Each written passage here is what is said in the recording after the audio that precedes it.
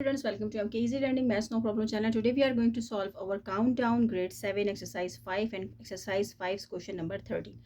Question number 13 से previous जितने भी क्वेश्चंस हैं वो सब के सब हम लोग कर चुके हैं अपने प्रीवियस लेक्चर्स में। उन सब के लिंक जो है मैं डिस्क्रिप्शन में दे दूंगी, तो आप लोगों को इजीली वो क्वेश्चंस मिल जाएंगे। तो आज हम स्टार्ट करते हैं क्वेश्चन नंबर 13। क्वेश्चन नंबर 13 जो है बेसिकली एक वर्ड प्रॉब्लम है। वर्ड प्रॉब्लम स्टार्ट हुए क्वेश्चन नंबर 12 से, जो कि हमने प्रीवियस अपनी लेक्चर में किए हैं। तो आज हम ये करते हैं, हमें इस क्वेश्चन में जो है पूछा गया है बेसिकली कि Nadeem owns a poultry farm if there are 21 raised to power 2 hens on the farm and each hen lays 2 exponent 2 every day, how many eggs would Nadeem have in a week? तो जब word problems होते हैं तो word problems actually हमें उसमें ऐसे words मौजूद होते हैं जो कि हमें हिंट दे रहे होते हैं। तो सबसे पहले तो हम अपना डेटा लिख देते हैं, यानी हमें क्या क्या चीज़ें क्वेश्चन में दी हुई हैं, क्या हमें मालूम करना है, किस तरह मालूम करना है, तो ये सॉल्व करते हैं। तो चलिए स्टार्ट करते हैं। सबसे पहले हमें पता है कि कितनी हैंस हैं फार्म में, हैंस इन अ फार्म। तो फार्म में कितनी हैंस है भाई, उन्होंने हमें बताया है कि 21 है और उसकी पावर है 2। 21 का पावर 2 का मतलब है कि 21 को 21 से मल्टीप्लाई करें। तो हम जब 21 को 21 से मल्टीप्लाई करेंगे तो हमारे पास आ जाता है 441। तो इसका मतलब है कि टोटल फार्म में जो हमारे पास हैन मौजूद हैं वो हैं 441। ठीक है जी। अब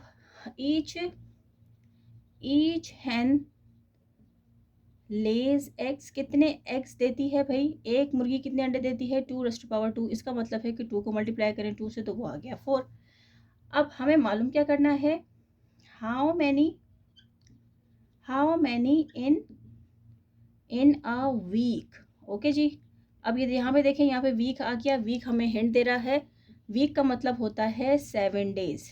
ठीक है, तो 7 डेज में कितने होंगे हमें नहीं मालूम। ठीक है, ये हमें बेसिकली हमें ये चीज़ मालूम करनी है।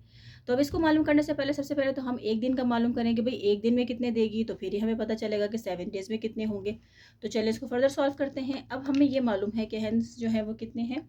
यहाँ पे हम लिख लेते हैं इन 1 डे, एक दिन में जो है वो 441 हमारे पास हैंस हैं और वो 4 अंडे देती हैं। तो हम उनको मल्टीप्लाई करते हैं। यहाँ पर 441 को 4 से कर लेते हैं तो ये देती है हमें 1764। ठीक है, इन 1 डे हो गया जी। ये हमें पता चल गया कि इन 1 डे। तो अब यहाँ पर हमें कितने दिन का मालूम करना है, 7 डेज। 7 डेज भी लिख लें या अभी आप जो है वो ब्रैकेट में वीक भी लिख लें, एक ही बात है। तो यहाँ पे लिखेंगे इन अ वीक या इन अ 7 डेज। ठीक है, यहाँ पे आप लिख लें 7 डेज, वरना कन्फ्यूजन हो जाएगी स्टूडेंट्स को, हालांकि होने नहीं चाहिए आप लोगों को। इन अ 7 डेज, तो 7 डेज में जो है वो कितनी देगी, तो हम 1764 को मल्टीप्लाई कर देंगे 7 से तो यहाँ पे 7 से मल्टीप्लाई कर देते हैं तो हमारे पास जो भी आंसर आएगा वो पता चल जाएगा कितने अंडे देती है। तो ठीक है, कर लेते हैं।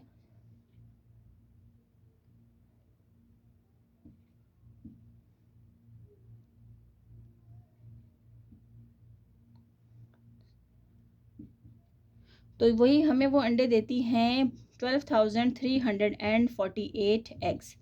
तो हम यहाँ पर अपना आंसर लिख लेंगे।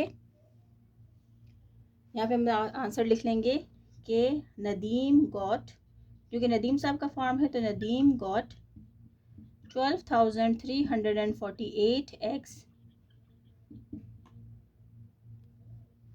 Eggs in a week.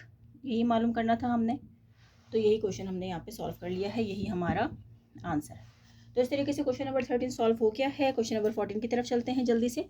और अगर आप लोग मेरे चैनल पे न्यू हैं और आप लोगों ने अभी मुझे ज्वाइन किया है तो प्लीज़ आप लोग मेरे चैनल को सब्सक्राइब कर दें, ताकि मेरी नई आने वाली हर वीडियो आपको फ़ौरन से मिल जाए। और मेरी वीडियोस कैसी लगती हैं आपको, तो अगर आपको पसंद आती हैं तो आप लाइक करें और अपने फ्रेंड्स के साथ ज़रूर शेयर करें। क्वेश्चन नंबर 14 जो है उसमें भी हमें वर्ड प्रॉब्लम ही दिया हुआ है, तो चलिए इसको सॉल्व करते हैं। क्वेश्चन नंबर 14 में हमसे कह रहा है अ collector divided 48 beads equally into different containers. If there are 4 raised to power 2 containers, how many beads are contained in each container?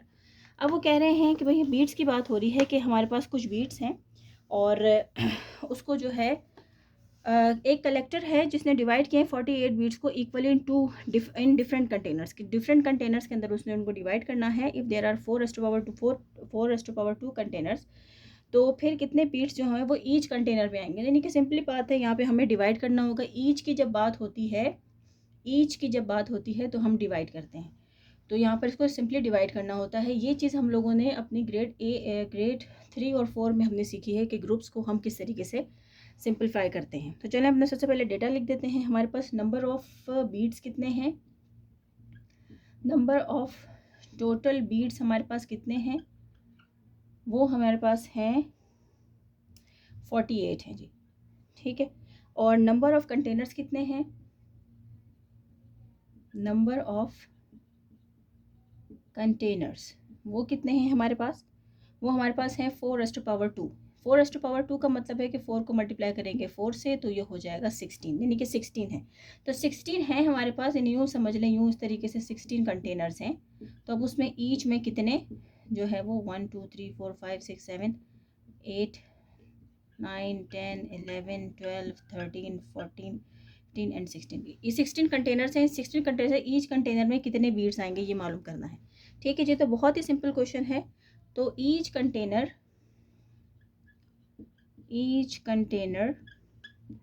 contains question mark, we don't know. तो total beads ऊपर रखेंगे और हैं कितने, 16 है। तो 16 के टेबल में 16 1 16 होता है और 16 3 जो है वो 48 होता है। करके देख लेते हैं 48 को 16 से, तो 6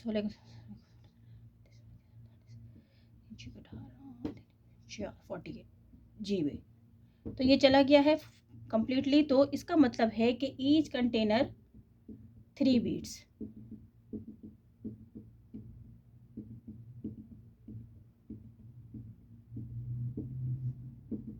ठीक है जी। तो ये हमें पता चल गया है कि ईच कंटेनर कंटेन्स 3 बीट्स। तो वर्ड प्रॉब्लम है तो आंसर भी आप लिखेंगे कि ईच कंटेनर कंटेन्स 3 बीट्स, ये हमारा आंसर है, ठीक है। तो यहाँ पर ही इसके साथ ही हमारा क्वेश्चन जो है वो ख़त्म हो गया है। और अपने नेक्स्ट लेक्चर में जो है वो इसका लास्ट क्वेश्चन है, क्वेश्चन नंबर 15, उसको सॉल्व करेंगे। आई होप कि आप लोगों को मेरी वीडियोस पसंद आ रही होंगी। और जाते जाते सिर्फ यही बात कहनी है कि जहाँ रहें खुश रहें, अपना बहुत ख्याल रखें और मेरे चैनल का भी ख्याल रखें, उसको सब्सक्राइब करना ना भूलें। Thank you.